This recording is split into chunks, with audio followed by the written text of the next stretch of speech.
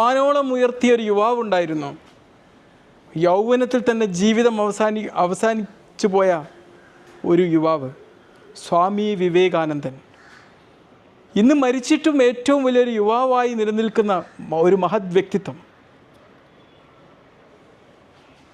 തീർച്ചയായിട്ടും സ്വാമി വിവേകാനന്ദൻ്റെ ഒരു ജന്മദിനം ജനുവരി 12 ആണ് ദേശീയ യുവജന ദിനമായി ആഘോഷിക്കുന്നത്.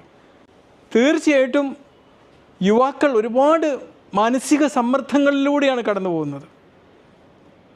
അവരുടെ നീഡ്സ് മീറ്റ് ചെയ്യാനുള്ള സാമ്പത്തിക സോഴ്സുകൾ ഇല്ലാത്ത കാരണങ്ങൾ, അവരുടെ സ്വപ്നങ്ങൾ സാക്ഷാത്കരിക്കേണ്ട റിസോഴ്സുകൾ ഇല്ലാത്ത കാരണങ്ങൾ, ജോലി സ്വപ്നം കണ്ട് മാത്രം നിൽക്കാൻ പറ്റുന്ന സാഹചര്യങ്ങൾ, ഒരുപാട് ഡിസ്ട്രാക്ഷനിലോട്ട് പോയിക്കൊണ്ട് അവർക്ക് എത്തിപ്പെടാൻ പറ്റുന്ന മേഖലകളിൽ പോലും എത്തിപ്പെടാൻ പറ്റാത്ത സാഹചര്യങ്ങൾ,